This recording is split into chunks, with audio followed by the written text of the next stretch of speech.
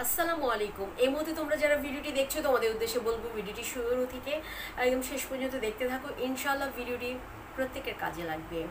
তো আজকের ভিডিওর বিষয় নিজের ব্যক্তিত্বকে সুন্দর রাখার সহজ কিছু উপায় নিয়ে আজকের ভিডিওটি তৈরি করেছি। শুরু থেকে শেষ পর্যন্ত দেখতে থাকো। আজকের ভিডিওর 1 নম্বর পয়েন্ট হচ্ছে হাসি মুখে কথা বলতে হবে। কারণ হচ্ছে সুন্দর ব্যক্তিত্ব সম্পন্ন মানুষরা সাধারণত হাসি মুখে কথা বলে। সুন্দর মনের মানুষরা হাসি মুখে কথা বলে। কারণ তুমি যখন কারোর সাথে কথা বলবে আর মুখ যদি গম্ভীর করে রাখো, কালো করে রাখো, তাহলে নিশ্চয়ই তোমাকে কেউ পছন্দ করবে না, ভালোবাসবে না, তোমাকে গুরুত্ব দিবে না। তাই এই জন্যই বলবো হাসি মাখা মুখে সবার সাথে কথা বলার চেষ্টা করতে হবে। তার মানে এই না তুমি অনর্গল হাসতে থাকবে। হাসি মুখে মৃদু একটা হাসি মুখের মধ্যে ঝুলিয়ে রেখে সবার সাথে কথা বলার চেষ্টা করতে হবে। নাম্বার 2 হচ্ছে অন্যের কথা আমরা প্রথমে শুনবো তারপরে বলবো। কিন্তু আমরা করি উল্টাটা। আমরা কি করি, শুধু নিজেরা বলতে চাই, অন্যের কথা শুনতে চাই না। যেহেতু আমরা সুন্দর ব্যক্তিত্ব সম্পন্ন মানুষ হতে চাই, তো এই জন্যই বা সুন্দর ব্যক্তিত্ব পূর্ণ মানুষকে সবাই যেহেতু ভালোবাসে আর আমিও সেটাই হতে চাই, তাহলে চেষ্টা করতে হবে প্রথমে মানুষের কথা শুনবো, পরে প্রয়োজন অনুসারে উত্তর দেওয়ার চেষ্টা করব। এই কাজটা আমাদের করতে হবে। নাম্বার 3, মিথ্যা কথা বলা ছাড়তে হবে। কারণ হচ্ছে যে মিথ্যেবাদীকে কেউ ভালোবাসে না, কেউ পছন্দ করে না। তো এই জন্যই বলবো সব সময় চেষ্টা করতে হবে হবে যে পরিস্থিতিতেই আমরা থাকি না কেন, সব সময় চেষ্টা করতে হবে যাতে মিথ্যা কথা আমাদের যাতে বলতে না হয়। মিথ্যা কথাটাকে ছেড়ে দিতে হবে, সত্য বলার চেষ্টা করতে হবে। নাম্বার 4, ধীরে ধীরে কথা বলতে হবে। কারণ আমাদের মধ্যে অনেক মানুষ আছে অনর্গল কথা বলে, অনর্গল কথা বলতে থাকে। তো এই ধরনের মানুষকে সাধারণত কেউ পছন্দ করে না, আর এই ধরনের মানুষকে ব্যক্তিত্বহীন মনে হয়। তো এই জন্যই বলবো কারোর সাথে যখন কথা বলবে চেষ্টা করতে হবে ধীরে ধীরে কথা বলার। আর এমনভাবে কথা বলবে যাতে কারোর মনে কষ্ট না পায়। কারণ আমরা অনেক সময় এমন কথা বলে ফেলি যার জন্য মানুষের মনে কষ্টের সঞ্চার হয়। তো আমরা মানুষকে দুঃখ দিয়ে কথা বলবো না, এই বিষয়টা আমাদের মাথায় রাখতে হবে।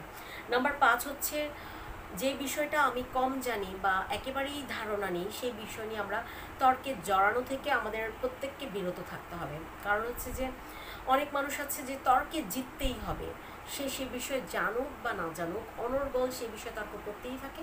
এবং মানে হচ্ছে যে তর্ক করে সে জিতা না পর্যন্ত তর্ক চলতেই থাকে। তো নিজেকে আমাদের প্রত্যেকের উচিত তর্ক থেকে নিজেকে বিরত রাখা।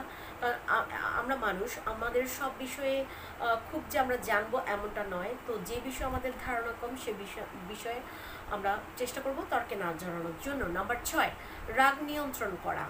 কারণ হচ্ছে রাগী মানুষকে কেউ পছন্দ করে না। আর যখনই আমরা রেগে যাব তখনই আমরা হেরে যাব। তা আমরা হারতে চাই না, আমরা জিততে চাই। সো হচ্ছে যে যখনই কোনো বিষয় নিয়ে রাগ উঠে যেতে নেবে তখন সেটাকে কন্ট্রোল করার চেষ্টা করতে হবে। কারণ রাগী মানুষকে কেউ ভালোবাসে না, রাগী মানুষের কাছ থেকে সবাই দূরত্ব বজায় রাখে। সো আমি সুন্দর ব্যক্তিত্ব সম্পন্ন মানুষ হতে চাই, তো আমি আমার রাগকে নিয়ন্ত্রণ করতে চাই। এরকম আমরা সবাই আমাদের নিজেদের রাগকে নিয়ন্ত্রণ করার চেষ্টা করব।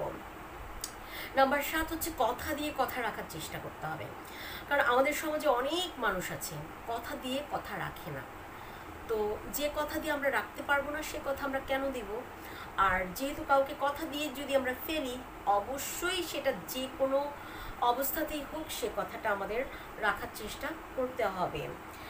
নাম্বার 8 হচ্ছে বড় ছোট সবাইকে সম্মান দেখাতে হবে। যদি সম্মান পেতে চাই, সম্মান কারো কাছ থেকে আশা করতে চাই, তাহলে অবশ্যই অন্যদেরকেও আমাদের সম্মান দেখাতে হবে। কিন্তু আমরা এই কাজটা করি না। আমরা কি করি না, অনেক সময় সবাইকে সম্মান দেখাতে চাই না বা দেখাই না।